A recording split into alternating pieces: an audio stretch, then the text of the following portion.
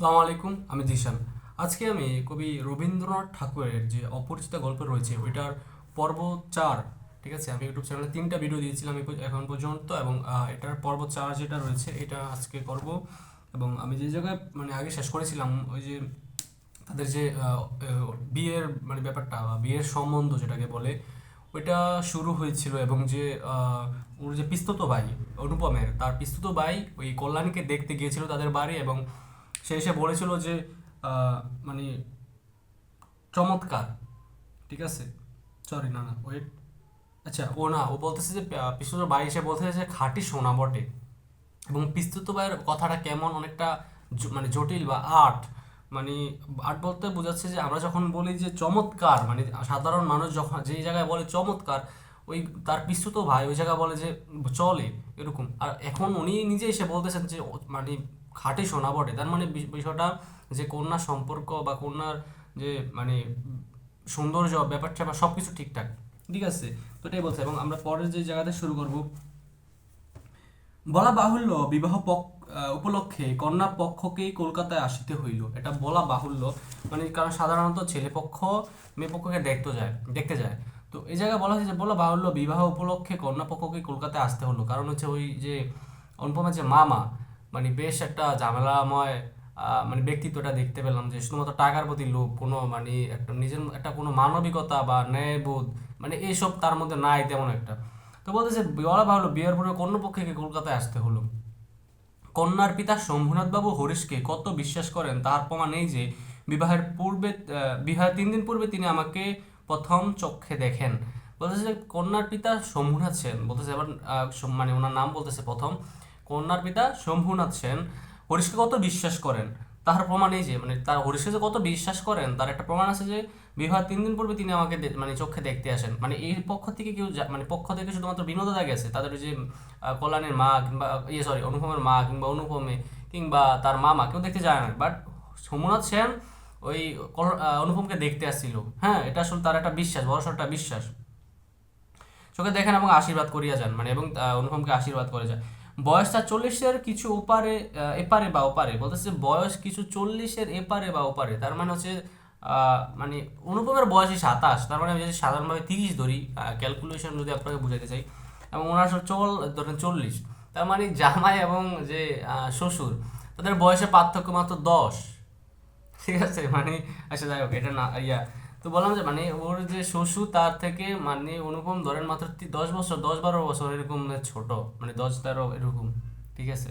বলতেছে বয়স কিছু 40-এর এপারে বা ওপারে, চুল কাঁচা, গোপে পাক ধরতে আরম্ভ করিয়াছে মাত্র, গোপে বলতেছে যে মুছ বলে আমরা যেটা, তো ওইটা মাত্র পাকা ধরিতে সাদা হয়, সাদা হইতে আরম্ভ করেছে, শুরু করছে, আর চুল কাঁচাই আছে। সুপুরুষ বটে, ঠিক আছে, সুপুরুষ।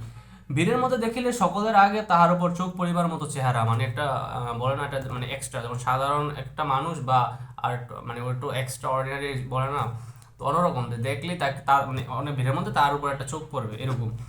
আশা করি আমাকে দেখে তিনি খুশি হয়েছেন, তবে অনুপম বলতেছে যে তাকে দেখে হয়তো তার শ্বশুর হবু শ্বশুর খুশি হয়েছেন। বোঝা শক্ত, কেননা তিনি বড়ই চুপচাপ, তবে বোঝা যে পুরোপুরি এটা বোঝা বোঝা খুব কঠিন যে আমাকে সত্যি পছন্দ হয়েছে কিনা, তবে মনে হয়েছে পছন্দ হয়েছে, বাট এটা শিওরভাবে বলা যায় না, কারণ হচ্ছে যে তিনি বড়ই চুপচাপ ছিলেন, ঠিক আছে। যে দুটি কথা যে দুটি একটি কথা বলেন যেন তাহাতে পুরো জোর দিয়ে বলেন না, যে দুই একটা কথা বলেন, এখানে তার যে কল্যাণীর বাবা শম্ভুনাথ সেন তার ব্যক্তিত্ব সম্পর্কে বলা হচ্ছে যে দুই একটা কথা বলেন, খুব একটা জোর দিয়ে বলেন না। আবার তিনি বড়ই চুপচাপ ছিলেন, যে অনুপমকে খুব বেশি পছন্দ হয়েছে বা খুব ভালো পছন্দ হয়েছে এরকমটা বলেন নাই তিনি, ঠিক আছে, এটাই বলতেছে। মামার মুখ তখন অনর্গল ছুটিতেছিল, মামার ওই যে অনুপমের মামা, ওনার মুখ তখন অনর্গল ছুটিতেছিল। ধানে আমাদের স্থান যে শহরে কারো চেয়ে কম নয় সেটাকেই তিনি নানা প্রসঙ্গে প্রচার করিতেছিলেন, ধনে টাকা পয়সা এবং সম্মানে, যে তাদের সম্মান অন্যদের চেয়ে শহরে কারো চেয়ে কম নয়, এটাই তার বারবার ওই যমুনা সেনকে কল্যাণীর বাবাকে বোঝাচ্ছিল, ঠিক আছে, যে আমাদের সম্মান এর এরকম আছে না যে আমাদের সমাজে বা আমরা তো সাধারণত দেখতে পাই এরকমটা, যে আপনি কোথাও গেলেন, আপনার হয়তো বা তেমন কিছু নাই, ক্ষমতা, টাকা পয়সা, মান, মান তো আমাদের সমাজে কি টাকা দেখি তো মান, টাকার মান সমানুপাতিক। তো দ্যাটস টাকা এবং মান দুটোটা, মানে টাকা যা থাকে তার মান থাকে, যার মান থাকে তার টাকা, মানে মান থাকলে টাকা থাকে না যদিও, কিন্তু সাধারণত যার টাকা থাকে না তার মান তেমন থাকে না, মানে মান আসতে কমতে থাকে বা মান থাকে না, বা মান সম্মান দিতে চায় না মানুষজন, কারণ মানুষজন আসলে সম্মান দিতে রাজি না। মানে আসলে আমাদের যে এখনকার পরিবেশ বা পরিস্থিতি বাংলাদেশের, মানে ছোটরা বড়দেরকে সম্মান দিতে রাজি না, এবং যাদেরকে সম্মান দেওয়া উচিত তাদেরকে সম্মান দেয় না। সম্মান দেওয়া হয় শুধুমাত্র প্রথমত একটা হচ্ছে ভয়, আরেকটা হচ্ছে যে টাকা টুকা দেখে এরকম। তো ওই জায়গায় আসলে যে কল্যাণী কি বলে অনুপমের মামা বারবার ওই শম্ভুনাথ সেনকে বা কল্যাণীর বাবাকে এটাই বোঝাতে চাচ্ছেন যে আমাদের টাকা পয়সা ধন দৌলত বা মান সম্মান এরকম আছে, বা শহরে কারোর চেয়ে কম নয়। এটাই বারবার, মানে বিভিন্ন সরাসরি তো বলতে পারতেছে না যে আমাদের টাকা আছে, আমাদের পয়সা আছে, আমাদের মান সম্মান আছে। তিনি মানে ঘুরিয়ে গাড়ি আছে, এটা এভাবে বলতেছেন আর কি, মানে পেঁচিয়ে বসে আর কি, ঠিক আছে।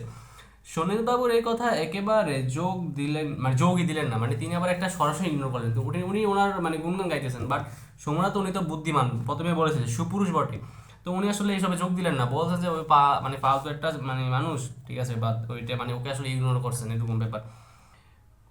কোনো ফাঁকে একটা হা বা হু কিছুই শোনা গেল না, মানে উনি মানে কথা বলতেছে অনর্গল, বা উনি আসলে হা বা হু এসব মানে বাড়তি কথা বা এরকম ভাবে তিনি আসলে বলতে সম্মতি জানান না, এরকম ব্যাপার। আমি হলে দমিয়ে যাইতাম, বাট অনুপম বলতে যে এত আমাকে যে মানে সোমনাথ সেনকে বা তার হবু শ্বশুরকে যে এত কথা বলছে সামনে রেখে, বাট সে আসলে মানে তার মধ্যে তাও একটা চাঙ্গা, মানে তিনি তারপর একটা ইয়া ছিলেন, তার মধ্যে একটা ভাব ছিল, বাট অনুপম হলে দমিয়ে যেত বা ভয় পেয়ে যেত বা আতঙ্কিত হয়ে যেত এরকম। কিন্তু মামাকে দমানো শক্ত। ও সরি, বলতে চাইছি মানে, ও আচ্ছা আচ্ছা আচ্ছা সরি, আমি এখানে একটা ভুল ইনফরমেশন দিছি। এখানে বলতেছে যে অনুপমের মামা যেন তার এত গুণগুণ গাইতেছে বা তার নিজের এত প্রশংসা করতেছে, আহ, সমুনা সেন আসলে সরাসরি তাকে ইগনোর করতেছেন, মানে তোকে পাত্তাই দিতেছেন না এমন। তো এই জায়গায় অন্য কেউ হইলে আসলে দমিয়ে যেত বা ভয় পেয়ে যেত বা আর বলতে চাইতো না নিজের সম্পর্কে। হ্যাঁ, যে কেউ হইলে বা অনুপম হইলে বলতেছে এটাই করতো, বাট মামাকে দমানো শক্ত, মামা আসলে নিজের গুণগানই গাইতেছেন। তিনি সোমনাথ বাবুর চুপচাপ ভাব দেখিয়া ভাবিলেন এটা নিতান্ত নির্জীব, লোকটা নিতান্ত নির্জীব, মানে বলতেছে শান্তশিষ্ট আর কি, একেবারে কোনো তেজ নেই।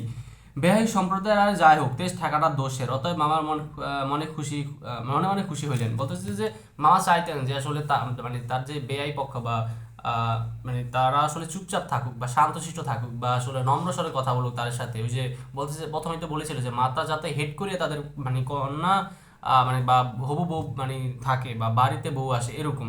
তো যেহেতু দেখেছেন যে কন্যার বাবা চুপচাপ, তার মানে তারা ভেবে নিয়েছেন যে হ্যাঁ ঠিক আছে, তারা আসলে নম্র ভদ্র বা উচ্চ করে আমাদের সাথে কথা বলবে না বা আমাদের সাথে জোর দিয়ে কোনো কিছু নিয়ে কথা বলবে না এরকম। আচ্ছা, সমুনাথবাবু যখন উঠিলেন তখন মামা সংক্ষেপে উপর হইতে তাহাকে বিদায় দিলেন, গাড়িতে তুলিয়া দিতে গেলেন না, মানে ওই যে এই জায়গা মানে ইয়া করতেছেন আর কি, যে অনুপমার মামা, যে তারা আসলে যখন সোমনাথবাবু উঠিয়ে গেলেন ওই জায়গা থেকে বা তারা আসলে বাড়ি যাওয়ার সময় হলো, তখন আসলে তাদেরকে ওই ঘর থেকে বিদায় দিয়ে দেওয়া হয়েছে। তারা আসলে একটা আসলে যে মানে গাড়িতে উঠে বিদায় দেওয়া বা সুন্দর আপ্যায়ন এরকম ব্যাপার স্যাপার তাদের মধ্যে ছিল না, ঠিক আছে। পণ সম্বন্ধে দুই পক্ষ পাকাপাকি কথা ঠিক হইয়া গিয়েছিল, ওই যে আমি প্রথমে বলেছিলাম যে পণ, ওই যে যে যৌতুক বিষয়টা আর কি। তো পণ সম্পর্কে দুই পক্ষের মধ্যে মোটামুটি পাকা কথা হয়েছিল। মামা নিজেকে অসামান্য চতুর বলিয়া অভিভাবন করিয়া থাকেন, মানে মামা নিজেকে মামা নিজেকে আসলে অসামান্য চতুর ভাবেন বা বুদ্ধিমান ভাবেন এরকম।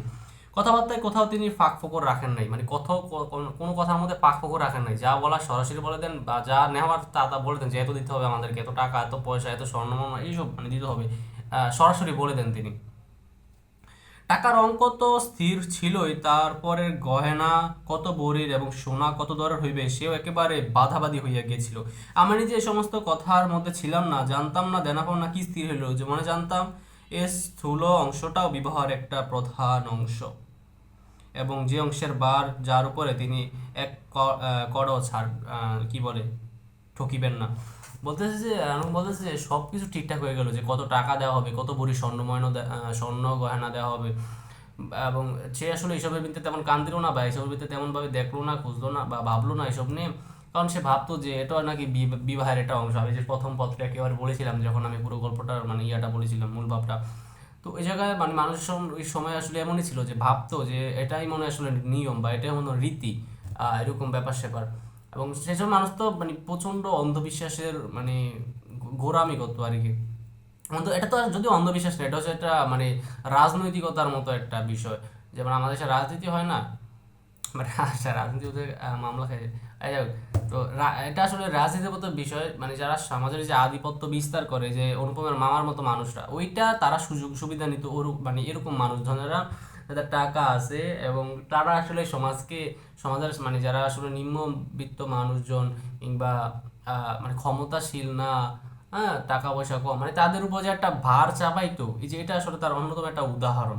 ঠিক আছে, এই যে অনুপমের মামার, মানে তাদের কিন্তু টাকা পয়সা কম নেই, তারপর আসলে ওই জায়গা থেকে তাদের মানে যতটুকু টাকা পয়সা আছে ওই জায়গা থেকে টেনে আনবে, ওই জায়গায় তাদেরকে আসলে অপমান করবে, মানে ওদেরকে আসলে তেমন একটা মান সম্মান দিতে চাইবে না, মানে সম্মান দিতে চাইবে না, তাদের মানে থেকে নিজেদেরকে একটু বড় করে রাখবে তাদের সামনে, হ্যাঁ, দেখাবে যে আমাদের অনেক কিছু আছে, এমন মানে সব কিছু আর কি। তো এটাই আসলে বলতেছে, এবং এই অনুপম একটা অপদার্থ যে একটা পরিচয় দিয়েছে যে মানে নিজের বিবাহ, এবং মানে নিজের বিবাহ, নিজে কন্যাকে এখন পর্যন্ত একবারও দেখতে চায় না, বা কন্যা সম্পর্কে কিছু জানে না, তেমন ওই যে একবার বিনোদা বলেছে যে খাঁটি সোনা, এটুকুই।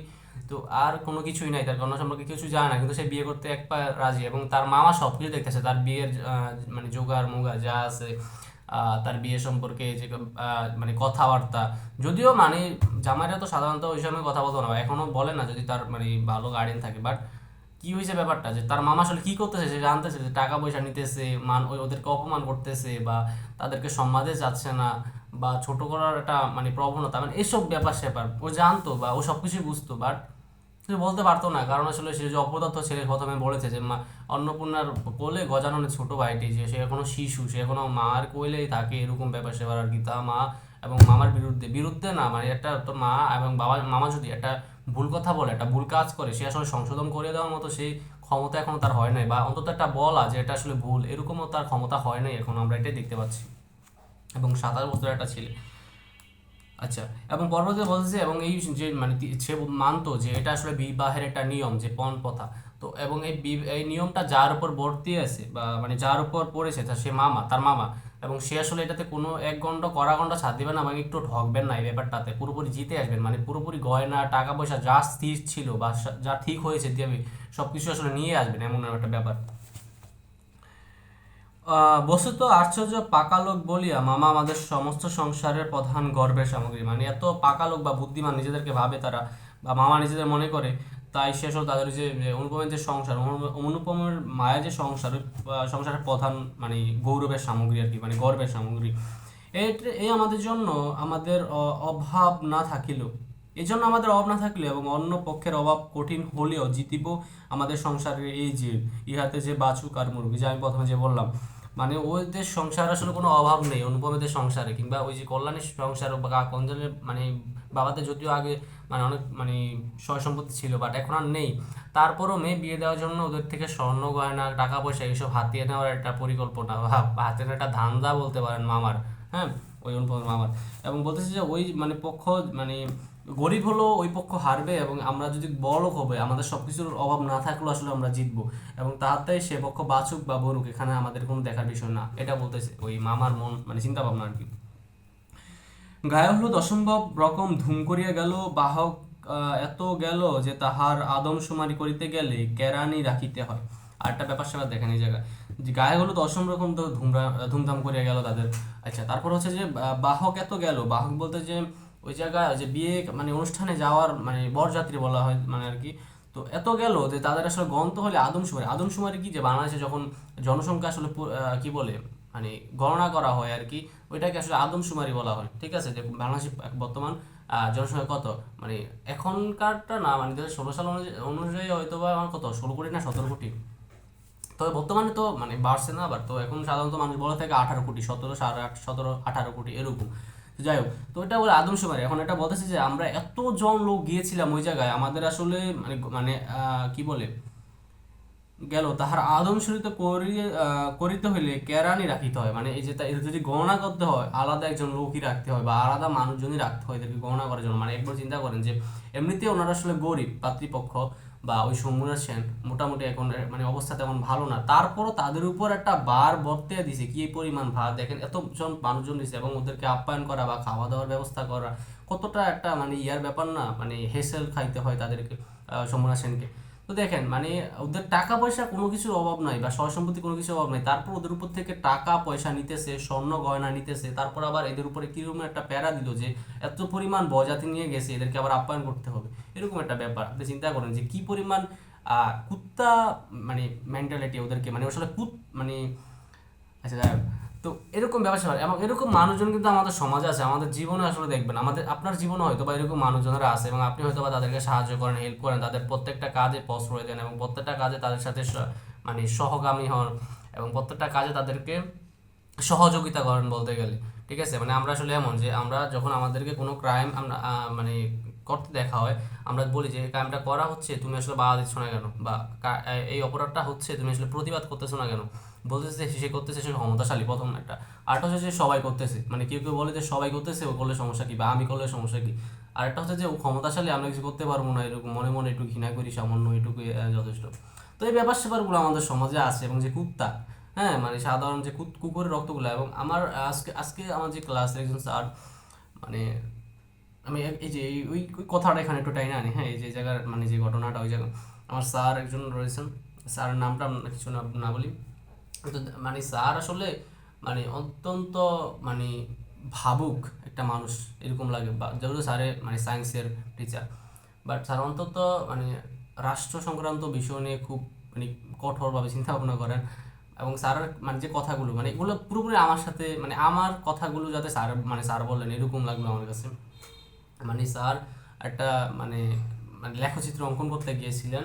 তো লেখচিত্র অঙ্কন করতে গিয়ে আমাদের বুঝিয়েছিলেন যে লেখচিত্র মানে এটা কিসের জন্য অঙ্কন করা হয়, বা আমরা মানে একটা বড় একটা ঘটনা বা বড় একটা বিষয়বস্তু খুব মানে সহজে মানে বোঝার জন্য, বা একেবারে একটা ছোট একটা কিছু দিয়ে বোঝার জন্য মানে পুরো ঘটনাটা একটা মানে লেখচিত্র অঙ্কন করা হয়।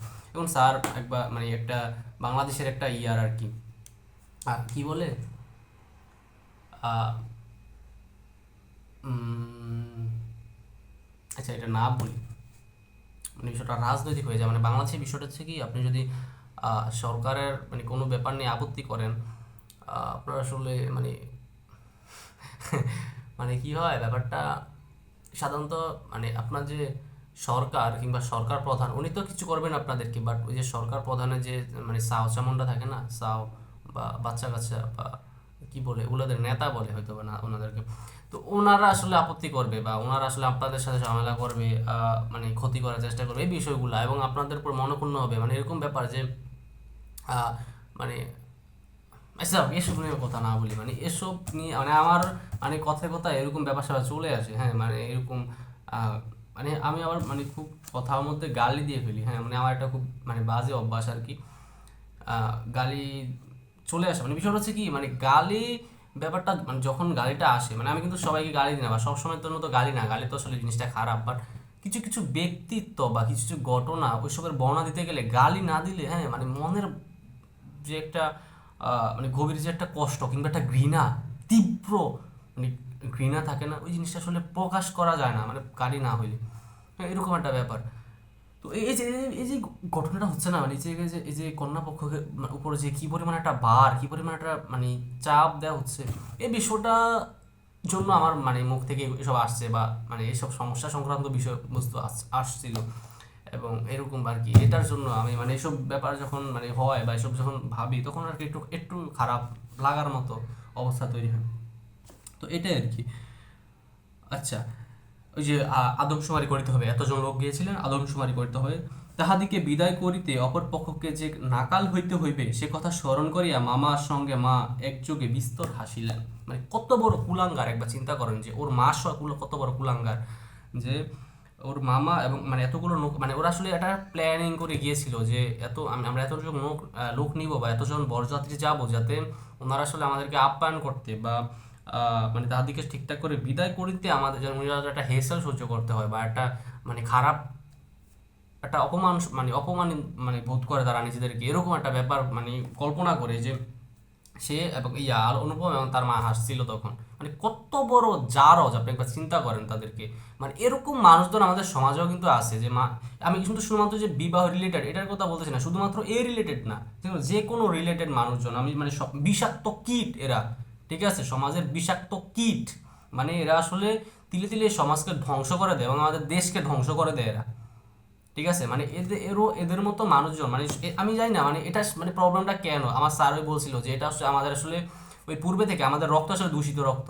ঠিক আছে, যখন ওই যে 1757 সালে যে দেশ পরাধীন হয় ওইখান থেকে যে আমাদের মধ্যে একটা বীজ চলেছে, বীজ, ওই মানে ওটাই হচ্ছে দূষিত, মানে ওটাই হচ্ছে আমাদের জাতির মধ্যে একটা মানে ইয়া চলে আসছে, যেটা হাইব্রিডাইজেশন বলে মনে হয় এটাকে। তো এটা চলে আসছে, ওই যাতে আমাদের রক্ত আসলে হারাম রক্তের মতো হয়ে গেছে, মানে একটা একটা কি বলে, মানে জারজ বলছিল স্যারে, জারজ, মানে আমাদের এই যে জাতি এটা হচ্ছে জারজ একটা জাতি, এরকম একটা ব্যাপার স্যারে বলছিল।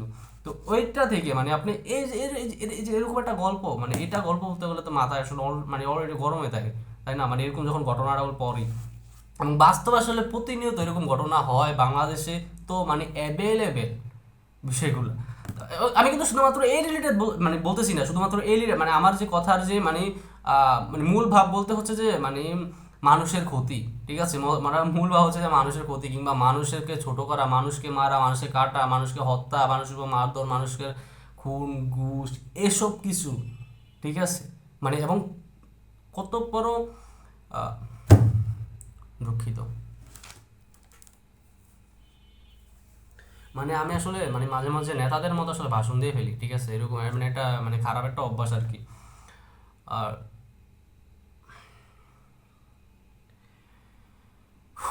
দুঃখিত, ক্ষমা চাই। তো ব্যাপারটা হচ্ছে এরকম যে ওর আর ওর মামা ওই অনুপমা এবং অনুপমের মামা এবং অনুপম মা এটা বুঝে মানে এটা চিন্তা করে হাসছিল যে তাদের যে এত মানুষজন গিয়েছিল তাদের পক্ষ থেকে বরযাত্রী, ওদেরকে আপ্যায়ন করতে কি পরিমাণ একটা ধকল সহ্য করতে হবে তার ওই যে কল্যাণীর বাবাকে। এটা ব্যান্ড বাঁশি শখের কি কনস্ট কনস্ট আচ্ছা প্রবৃত্তি, সেখানে যত প্রকার আহ, যত প্রকার উচ্চ শব্দ আছে সমস্ত একসঙ্গে মিলাইয়া বর্বর বর্বর কোলাহলের মত্ত হস্তি ধারা সঙ্গীত সরস্বতীর পদ্মবন দলিত বিদলিত করিয়া আমরা তো বিবাহ বাড়ি গিয়া উঠলাম। মানে তারা আসলে ব্যাপারটা বোঝা যাচ্ছে, তারা আসলে ব্যান্ড পার্টি মার্টি যা আছে, বাঁশি, হ্যাঁ, মানে উচ্চ শব্দ টব্দ যা আছে সব নিয়ে হস্তি মস্তি, তো সব নিয়ে আসলে তারা মানে তাদের যে জাঁকজমক ভাবে তাদের ওই যে বিবাহে যে মানে কনের বাটিতে উপস্থিত হইল, ওটাই বলতেছে যে কি আংটিতে হারাতে যারে জারতে আমার শরীর যেন গয়নার দোকান নিলাম কি বলতে চড়িয়াছে বলিয়া বধিল। মানে ও এত পরিমাণ আংটি পরেছে এবং এত পরিমাণ স্বর্ণ মানে গহনা তো পরে নাই, মানে ছেলেরা যা যা আসলে পরতে পারে স্বর্ণের, তো এত পরিমাণ পরেছে। ওর মানে শরীরে একটা মানে গয়নার দোকান বা নিলামে চলে, মানে একটা গয়নার দোকান নিলামে মানে কি বলে চলে আসছে বলিয়া বোধ হইলো, মানে এত পরিমাণ গহনা ওর মানে স্বর্ণ, মানে গহনা ওর হাতে পায়ে বা গলায় এরকম দেওয়া হইলো, এরকম বলতেছে। তাহাদের ভাবি জামাইয়ের মূল্য কত সেটা যে কত পরিমাণে সর্বাঙ্গে স্পষ্ট করিয়া লিখিয়া ভাবি শ্বশুরের সঙ্গে মোকাবিলা করতে চাইয়াছিলাম। মানে মানে তাহাদের যে মানে এটা বোঝাচ্ছে যে তারা আসলে মানে ইয়ারা অনুপমরা বা বরপক্ষ এটা বোঝাতে চাচ্ছে যে তারা ওই কন্যাপক্ষ থেকে কতটা উঁচু বা কতটা উঁচু জাতের বা কতটা টাকা পয়সাওয়ালা, কতটা মান সম্মানওয়ালা, কতটা মানে সম্পদওয়ালা বা কতটা মানে এটাই বোঝাচ্ছে এই কন্যা পক্ষকে এসব দিয়ে যে তারা আসলে কত মানে সর্বাঙ্গে মানে স্বর্ণ দিয়ে আসছে ওই অনুপম। তো বলতেছে যে এত পরিমাণ ওদের টাকা পয়সা বা সয় সম্পত্তি ওটাই ওই কল্যাণীদেরকে বুঝাচ্ছে বা কর্ণপক্ষকে বুঝাচ্ছে ওরা তারা, ঠিক আছে? মামা বিবাহ বাড়িতে ঢুকিয়া খুশি হইলেন না, এখন আবার বলতেছে মামা বিবাহ বাড়িতে ঢুকিয়া খুশি হইলেন না, কেন হইলেন না? একে তো উঠানেতে বরযাত্রীর জায়গা সংকুলান হওয়াই শক্ত, মানে বলছে যে বরযাত্রী যে এত মানে ওদেরই তো দোষ, তাই না, যে এত পরিমাণ বরযাত্রী আসছে। এখন বলতেছে যে ওদের বাড়ির উঠানেতে বরযাত্রীর জন্য জায়গা ছোট বা জায়গা নাই ওই পরিমাণ। তাহার পরে সমস্ত আয়োজন নিতান্তই মধ্যম রকমের, যে একটা জাঁকজমক আয়োজন আছে না, যে পুরাপুরি মানে একটা ব্যাপার স্যাপারওয়ালা মানে বিয়ে বাড়ি ওরকম না, একটা মধ্যম রকমের, একটা সুন্দর, একটা স্বাভাবিক এরকম রকমের। বাট এখন মানে ওই পরিমাণ যদি কি বলে যে আবদার করা হয়, কিন্তু কল্যাণীর বাবা তো ওই পরিমাণ সামর্থ্য নাই, তাই না? এখানে তো প্রথমে বলা হয়েছিল যে আহ, আগে তাদের লক্ষ্মীর মঙ্গলগড় মানে মঙ্গলগড় ভরা থাকলো, এখন তাই নিতান্তই শূন্য, এরকম একটা ব্যাপার বলেছিল। তাই ওই মানে তারা আসলে বিবাহের যে মানে আয়োজন ওইভাবে ঠিক মানে ওইভাবে করতে পারে নাই, খুবই যে জাঁকজমক ভাবে বড় লোকদের মতো ওইভাবে করতে পারে নাই, বাট মধ্যম রকমের করেছে। এটা দেখা তার যে অনুপমের মামাও সেটা খুশি হন নাই তিনি, ঠিক আছে? ইহার পরে সোমনাথ বাবুর ব্যবহারটা নেহার ঠান্ডা, একটা আছে না যে ভাই ভাই ভাই, ওই যে আমাদের দেশে যে নেতার আছে, ওই যে নেতার পিছনে আমার ভাই, মানে এরকম একটা ব্যাপার স্যাপার আছে না যে মানে কেমন ব্যাপারটা হচ্ছে কি যে মানে নেতার চাটার উপরে রাখা, এরকম একটা ব্যাপার স্যাপার আছে না যে হ্যাঁ ভাই ভাই ও সে হ্যাঁ, মানে এরকম একটা ব্যাপার। বাট সমনা সেনের ব্যবহারটা মানে ব্যবহারটা একেবারে ঠান্ডা, যে হ্যাঁ আসসালামু আলাইকুম ভালো আছেন, এরকম একটা ব্যাপার, যে জাস্ট একজনকে দেখলেন যে ভাই আসসালামু আলাইকুম ভালো আছেন, জাস্ট মানে আমি আমাদের যে মুসলিমদের ইয়েটা। বাট আরেকজন আছে না, এ বাই বাই, মানে এরকম একটা ব্যাপার আছে না, যে দেখলে মানে ওনারা যাতে চাইটা পুরোপুরি এখানে মাখন বানিয়ে দেয়, এরকম একটা ব্যবসা আছে না। তো ওইটা না, সুমনা সেন তো আসলে আমরা প্রথমেই দেখেছি যে তিনি আসলে আত্মসম্মান বোধ মানে নিজের আত্মসম্মানটা নিজে ধরে রাখতে পারেন এরকম একটা ব্যক্তি, ঠিক আছে। তার ব্যক্তিত্বটা অনেক মানে মানে কি বলে সম্ভ্রান্ত, এরকম একটা ব্যাপার। তার আসলে টাকা পয়সা না থাকলেও তার ব্যক্তিত্বের মধ্যে বড়লোকি একটা ভাবসাব আছে, ঠিক আছে। তো ওটা মানে এটা দেখাও মানে ওই অনুপমের মামা আসলে ঠিকঠাক মানে মানে কি বলে মনক্ষুণ্ণ হইলেন যে কেন আমাকে চাটলো না, এরকম, ঠিক আছে। তাহার বিনয়টা অজস্র নয়, মানে অজস্র বলতে যে বুঝিয়েছে যে ব্যাপক, যে বিনয়টা এ বাই বাই বাই এরকম, ঠিক আছে, কুকুরের মতো যে চাটে, ওইটা আর কি। মুখে তো কথাই নাই, কোমরে চাদর বাঁধা, আবার মুখে তো কথা নাই আবার কোমরে চাদর বাঁধা, গলা ভাঙা, টাক পাড়া, টাক পাড়া, মিশ কালো এবং বিপুল শরীর, এবং তার উকিল বন্ধু যদি নিয়ত হাত জোড়া করিয়া মাথা হেলাইয়া নম্রস্বর স্মিত হাস্যে ও গদগদ বিচনে কনসার্ট পার্টির করতাল বাজিয়ে ইহাতে শুরু করিয়া কি লিখছে, বড়কর্তাদের প্রত্যেককে বারবার প্রচুররূপে অভিষিক্ত করিয়া না দিতেন, তবে গোড়াতেই এই এসপার ওসপার হইত। এখানে আমি মানি কথাগুলো খুব কঠিন যদিও, মানে এখানে একটা আমি যেটা বুঝলাম, যেটা বুঝাচ্ছে যে এখন অনুপম বাবা খুব রাগ করলেন বা মনকষ্ট পাইলেন যে এটা কেন হইলো বা এটা এসব কেন করলো না, খুব জাঁকজমক করে আয়োজন করলো না কেন, তাকে দেখে খুব বেশি বিনয় বা অজস্র বিনয় দেখালো না কেন, এটা দেখে সে মনকষ্ট হলেন। এবং যেখানে বলতে যে তার বন্ধু উকিল মুকিল যারা সবাই আসছিল তারা আসলে ব্যাপারটা আসলে এসপার ওসপার মানে মানে ঠিকঠাক করে মানে বোঝাপড়া করে দিচ্ছে, নাহলে সে একটা এসপার ওসপার হয়ে যেত, এরকম একটা ব্যাপার বোঝাচ্ছে, ঠিক আছে। তো আজকে ভিডিওটা এইটুকুই, মানে আমার ভিডিওটা আসলে 27 মিনিটের মতো হয়ে গেছে, আমি আসলে বাড়তি কথা বেশি বলে ফেললাম আজকে, এটার জন্য আমি দুঃখিত। কোনো রাজনৈতিক ব্যক্তিবর্গ যদি দেখে থাকেন আমাকে ক্ষমা দৃষ্টিতে দেখবেন, আমি আসলে খুব ছোট একটা ছেলে, আমি মাত্র একাদশ মানে এবার দ্বাদশ শ্রেণীতে পড়তেছি। তো এইটাই আসলে আমি আসলে আমার মানে আমি যতটুকু জানি আসলে আমি যখন অ্যাডাল্ট, আমি আমার বয়স হলো 18, তো দেশ সংক্রান্ত বিভিন্ন বিষয় নিয়ে কথা বলার অধিকার আছে। তো যদিও আমি আসলে কোনো রাজনৈতিক ব্যক্তিবর্গকে মানে আঘাত করি নাই, বাট আমি শুধুমাত্র যে ঘটনাটা হয় বা এরকম বলতেছি, বা আমাদের দেশে যে মানে সমস্যা সংক্রান্ত যে বিষয়গুলো বা মানুষ সংক্রান্ত যে মানুষের আচরণ এসব ব্যাপার স্যাপার নিয়ে আসলে কথা বলতেছি। এসব নিয়ে আমি খুবই মানে লজ্জা অনুভব করি মাঝে মাঝেই, এবং আমি আসলে বাংলাদেশে জন্মগ্রহণ করে যে আমি খুব গর্ববোধ করতেছি এরকমটা না। মানে অনেক সময় দেখা যায় না যে আমরা আসলে বিভিন্ন মানুষকে বলতে দেখি যে বাংলাদেশে মানে নিজের দেশকে নিয়ে গর্ববোধ করে, সত্যি বলতে আমার দেশকে নিয়ে গর্ববোধ করার মতো তেমন কিছুই নেই, ঠিক আছে। মানে আমাদের দেশের মানুষগুলাই মানে আমাদের দেশে গর্ববোধ করার মতো হয়তো বা হইতো, বাট আমাদের দেশের মানুষগুলো আছে তারা আসলে দেশকে গর্ববোধ করার মতো রাখে নাই, মানে পরিবেশটাই তৈরি করতে পারে নাই, পরিবেশকে ধ্বংস করে দিছে একেবারে, ঠিক আছে। তো দ্যাটস ওয়াই আসলে আর কিছু বলার নাই দেশকে নিয়ে, এটুকুই। এবং আজকে ভিডিওটা এটুকুই। ভিডিওটা ভালো লাগলে ভিডিওটা লাইক করে মানে চ্যানেলটাকে অবশ্যই সাবস্ক্রাইব করে রাখতে পারেন। বাট আমি আসলে আগের ভিডিওতে বলেছি আমি আসলে সাবস্ক্রাইবার কিন্তু ভিউয়ার্স এসব জন্য ভিডিও করি না, এবং আসলে আমি আসলে আপনাকে পড়াচ্ছিও না, এরকম ব্যাপার, ঠিক আছে। তো এটুকুই, জাস্ট আমাকে শুধুমাত্র ফলো করে রাখতে পারেন, ভিডিও দেখতে হবে বা আমার এরকম ব্যাপার স্যাপার না, ঠিক আছে। জাস্ট এইটুকুই। আশা করি ভিডিওটা ভালো লেগেছে হয়তো, বা যদি আপনি এইটুকু পর্যন্ত দেখে থাকেন। আর এটুকুই, ধন্যবাদ। আসসালামু আলাইকুম।